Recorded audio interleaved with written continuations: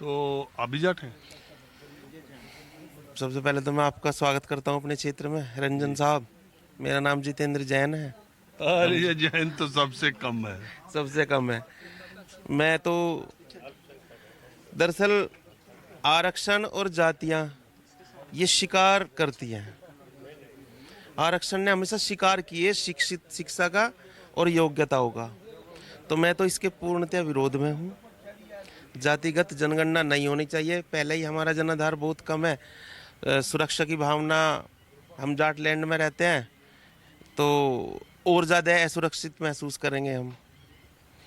देखिए, जैनों की संख्या तो वैसे भी बहुत बहुत कम है। कम है। हाँ जी। एक चीज मैं आपसे पूछता जी। कहता हूँ, मैं इतने देश भर में घूमता रहता हाँ हूँ जी। हाँ जी। और मैं ये कह सकता हूँ कि धर्म के नाम पे, जी। जैसे हिंदू विश्वविद्यालय या हिंदू विद्यालय, हम्म। बौद्ध विद्यालय या बौद्ध इंटर कॉलेज या किसी भी धर्म में, हम्म।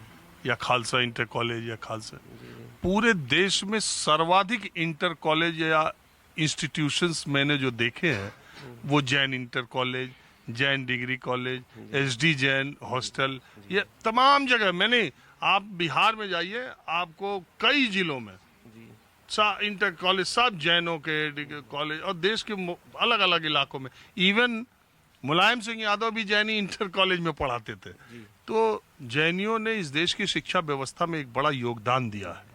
अब उनकी संख्या कम है। तो मैं किसी दिन बात कर रहा था, तो कोई क्या जैनियों में भी जाते हैं?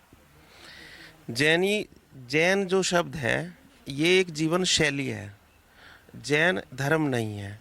जैसे गंगा स्नान को जाते हैं हम, तो जैन होने के नाते क्या मुझे नहीं जाना चाहिए? जो शांति एक हिंदू को मिलती है धार्मिक आधार पर, वही शांति मुझे भी मिलती है। इसलिए हम सनातन को की बहुत सारी चीज़ें फॉलो करते हैं। हमें इससे मतलब नहीं है कि हमें कौन फॉलो कर रहा है। जो अच्छा है हम उसे फॉलो करते हैं।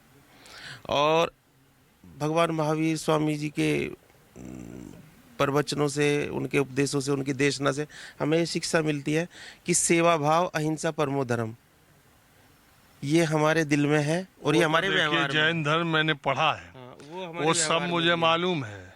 और जो अंदर है वही बाहर है, हि- सेवा भाव। हिन वो सब मुझे मालूम है। और दूसरी चीज मैं आपको ये बता दूं, दिगंबर श्वेतांबर। राष्ट्र की रक्षा और राष्ट्र में योगदान सिर्फ सीमा प्रहरी तो करते ही हैं, लेकिन एक व्यापारी भी राष्ट्र अच्छा, की उन सेवा करता है। वो जो कह रहे थे कि हम ही जी जी जी जी बचा जी रहे जी। हैं, नहीं ये नहीं, तो बिल्कुल। जाट और सिख यही हमेशा बिल्कुल कहते हैं सेवा कि भाव खाली है हम ही उनका। देश हाँ, बचा उन्हीं की रहे वजह से व्यापार सुरक्षित रह पाता है।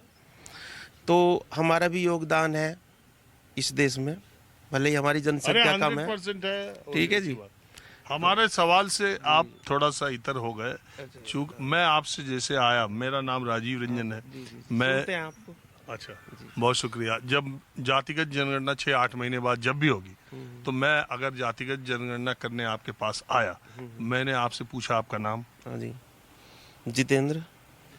आपकी उम्र, 55। आपका धर्म, धर्म प्रचलित रूप में तो जैन है, लेकिन जीवन शैली है वो, यदि उसे डीपली देख नहीं रहे उसको तो आपको बताना हैं, जैन पड़ेगा। धर्म। और जाति? जाति जाति जैन है, ना, वैश्य है। वही तो, जैनों में भी राजपूत हैं? देखो हमारे क्षेत्र में जो है जैनियों में राजपूत हुए हैं। जो गोत्र हैं, जैसे गुर्जर में कुछ गोत्र हैं, वो जैनियों में भी हैं। तो इस ज़्यादा डिटेल का तो मुझे पता नहीं हिस्ट्री का, लेकिन लेकिन हमारे जैनियों में आप वैश्य हैं। जैनियों में हम वैश्य से हम जैन हैं। हाँ। तो अब आपके शादी विवाह जैनियों में वैश्यों में ही होते हैं? वैश्य पूरा एक समूह है।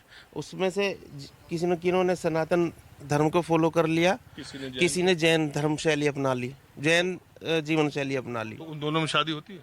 हाँ होती है, या जैन को ही मानने लेकिन वाले? मोस्ट लाइकली जैन जैन में करते हैं।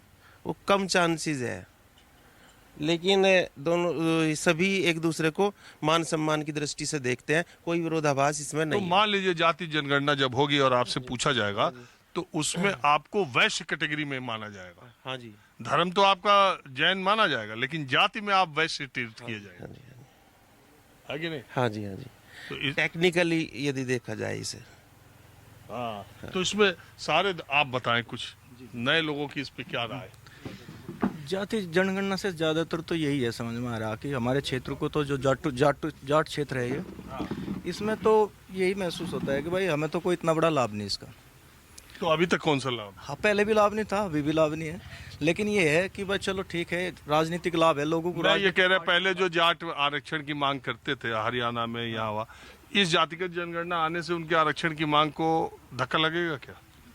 हाँ लगेगा जी, धक्का लगेगा। धक्का तो पहले भी सुप्रीम कोर्ट ने दे ही दिया था। हाँ बिल्कुल दे दिया कह था। दिया जाट तो भाई इतना परसेंटेज में कम है, इनको आरक्षण ज़्यादा दे।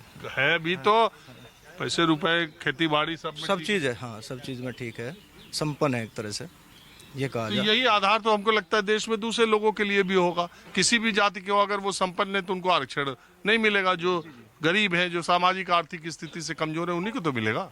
जी, ये एक पहलू है। वैसे जैसे कॉन्स्टिट्यूशन में है लिखा हुआ, सोशली एजुकेशनली बैकवर्ड, अभी ईडब्ल्यूएस जोड़ा गया है तो उसमें फाइनेंशियली बैकवर्ड भी जोड़ा गया है। तो ज़रूरी नहीं है कि सिर्फ फाइनेंस के ऊपर ही हम उसको तय कर सकते हैं। एजुकेशन के बेस पे, सोशल स्थिति के बेस पे इसको हम नापा जाता है। आपका नाम क्या है? मेरा नाम भानु प्रताप सिंह है। जातिगत जनगणना वाले की तरफ पूछूं कि आपका धर्म हिंदू जाति? जाट। तो अब एक बात बताइए, आप ये मानते हैं कि इस जातिगत जनगणना से समाज का एक्सरे ठीक होगा और आने वाले दिनों में और सामाजिक न्याय की स्थापना होगी? देखिए, विपक्ष भी इसकी मांग कर रहा था। अब सरकार जो है जो उन्होंने भी इसको लाए हैं, तो इसमें मेन डिपेंड ये करता है कि नीयत कैसी है। अगर आप काम करना चाहते हैं, भलाई करना चाहते हैं, तो इससे हमें डेटा मिलेगा जो बहुत साल से हमें नहीं है। 2011 में भी कास्ट बेस्ड सेंसस हुआ था पर उसको उजागर नहीं किया गया था। तो अभी तो हम पे बहुत पुराने डेटा हैं, तो अब रिसेंट जो हम पे कंडीशन है वो हमें पता लगेगी। तो क्या सुधार किया जा सकता है, किन को देना है, बढ़ाना है, नहीं देना है, जिनके पास अभी है उनकी क्या स्थिति है, उससे क्या इम्प्रूवमेंट हुआ है, क्या फल हमें मिला है, तो उस सब चीज़ों का हमें चीज़ें मिलेगी। देखिए, एक बात तो मानेंगे कि मंडल आयोग की सिफारिशें जब लागू की गई तो देश भर में उसका बहुत विरोध हुआ, बहुत सारे विरोध प्रदर्शन हुए, तमाम चीजें हुई। उस समय शुरुआती दौर में हुआ, लेकिन बाद के वर्षों में मंडल आयोग की वजह से समाज के एक तबके का जीवन स्तर बहुत ऊपर उठा। वो नौकरियों में, वो सामाजिक न्याय की दृष्टि से देखा जाए, आर्थिक दृष्टि से देखा जाए, राजनीतिक प्रभुत्व की दृष्टि से देखा जाए, हिस्सेदारी में देखा जाए, तो मंडल आयोग आने के बाद पिछड़ी जातियों में आमूलचूल परिवर्तन पिछले 25-30 वर्षों में आया। ये सबने महसूस किया। तो आपको ये लगता है कि जातिगत जनगणना के बाद अब समाज में जो लोग पीछे छूटे हुए हैं उनका फायदा होगा, या दरअसल जो लोग आगे हैं वही और आगे फायदा उठाएंगे? फ़ायदा तो इसमें सरकार का ही होगा, क्योंकि डिपेंड करता है कि उस डाटा को वो कैसे यूज़ करते हैं। भाई सुरक्षा की भावना भी बढ़ाई जा सकती है कि भाई इस जाति के लोग इतने हैं, इस जाति के लोग इतने हैं। अभी तो जैसे भाई साहब बता रहे थे कि किसी को नहीं पता कि कितने हिंदू हैं, कितने मुसलमान हैं, कितने जैन हैं। क्या पता ऐसा हो सकता है कि कल पता चले कि इस जाति के तो इतने से लोग हैं क्षेत्र में, इस जाति के इतने लोग हैं, तो डर की भावना भी पैदा हो सकती है। या सरकार चाहे तो इसे जो है डेवलपमेंट के रूप में भी इस्तेमाल कर सकती है कि भाई अगर किसी क्षेत्र में मान लो जो है ये गैप बढ़ रहा है तो उसे कैसे कंट्रोल करा जाए। या चुनाव का मुद्दा बना के कि भाई इधर तो कैसे ज़्यादा रहते हैं, यहाँ ये जो है इलेक्शन में ये वाला कैंडिडेट खड़ा करा जाए, यहाँ मुसलमान है यहाँ ये खड़ा करा जाए। तो ये सरकार की नीयत के ऊपर डिसाइड करेगा कि वो इसे कैसे इस्तेमाल करिए। इससे फ़ायदा भी हो सकता है अगर नीयत सही हो। तो एक बात बताइए, जब तक विपक्ष कह रहे था जी कि जातिगत, मैंने पूरा गोल में सम्मेलन बना दिया, जब तक विपक्ष कह रहा था जब तक कि जातिगत जनगणना कराने में डर रही बीजेपी, इनको तो होश फाख्ता हो गए, ये तो धर्म की राजनीति कर रहे हैं और ऐसे कर रहे हैं। एक बार जातिगत, और जब कराने का फैसला ले लिया तो हर आदमी के दिमाग में लग रहा है कि इनकी मंशा क्या है, इन्होंने हाँ कैसे कह दिया। ऐसा तो कुछ नहीं, सरकार ने भी कुछ न कुछ सोचा ही होगा। जब विपक्ष 1.5 साल से उसकी मांग कर रहा था तो सरकार ने भी कुछ अध्ययन किया ही होगा, तभी इस पर निर्णय लिया होगा। और हर चीज़ के दो पहलू हैं, उसका नुकसान भी है, फ़ायदा भी है। जाति जनगणना से हमें ये भी पता चल जाएगा कि कौन किस स्टेज पर खड़ा है आज वर्तमान में। कुछ तो हमारी जातियाँ ऐसी हैं जो विलुप्त होने के कगार पे हैं, कुछ ऐसी जो बढ़ रही हैं। तो कम से कम एक पिक्चर हमारे सामने से होगी कि हम कहाँ खड़े हैं, किस कंडीशन में हैं।